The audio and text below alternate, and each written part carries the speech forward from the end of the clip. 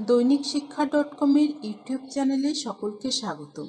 শিক্ষার সব খবর সবার আগে পেতে দৈনিক শিক্ষা .com-এর ইউটিউব চ্যানেলে সাবস্ক্রাইব করুন এবং বেল বাটনটি ক্লিক করুন। বেসরকারি শিক্ষকদের বদলি প্রক্রিয়া চালু হতে যাচ্ছে। ইতিমধ্যে এই প্রক্রিয়া চালু করার উদ্যোগ নিয়েছে শিক্ষা মন্ত্রণালয়। বদলি চালু করতে এমপিও নীতিমালার কয়েকটি বিষয় সংশোধন করা হবে।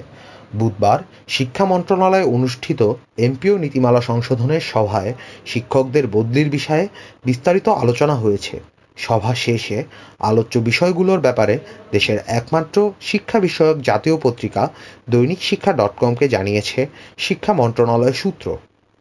বেসরকারি শিক্ষকদের বদলিতে কিভাবে আবেদন হবে, কারা আবেদন করতে পারবেন, কিভাবে আবেদন করতে হবে, কখন আবেদন করা যাবে, কখন ও কিভাবে বদলির প্রক্রিয়া সম্পন্ন হবে এ বিষয়েও বুধবারের এমপিও নীতিমালা সংশোধনী সভায় আলোচনা হয়েছে।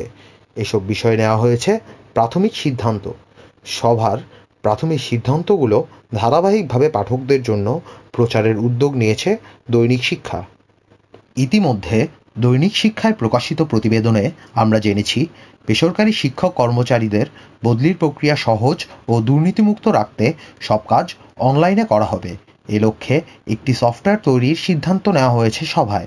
এর মাধ্যমে আবেদন গ্রহণ ও যাচাই বাছাই করার প্রাথমিক সিদ্ধান্ত নেওয়া হয়েছে। এবারের বিষয় যেভাবে হবে বদলির প্রক্রিয়া, জানা গেছে একই বিষয়ে ও একই পদে দুইটি আলাদা শিক্ষা প্রতিষ্ঠানে কর্মরত দুইজন শিক্ষক বদলিতে ইচ্ছুক হলে পারস্পরিক বদলির আবেদন করতে পারবেন। তবে এক্ষেত্রে উভয় প্রতিষ্ঠানকেই বদলিতে সম্মত হতে হবে।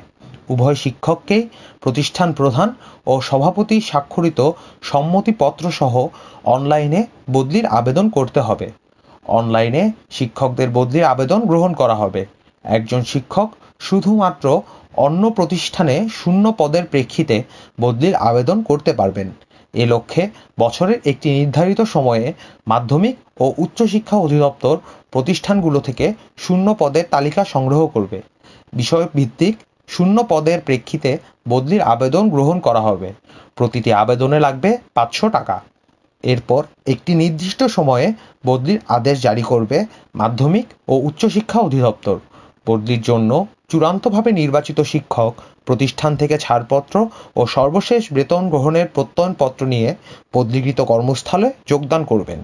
তবে এই বিষয়ে চূড়ান্ত সিদ্ধান্ত নিতে আরও কয়েক দফা আলোচনা করবেন শিক্ষা মন্ত্রণালয়ের কর্মকর্তারা।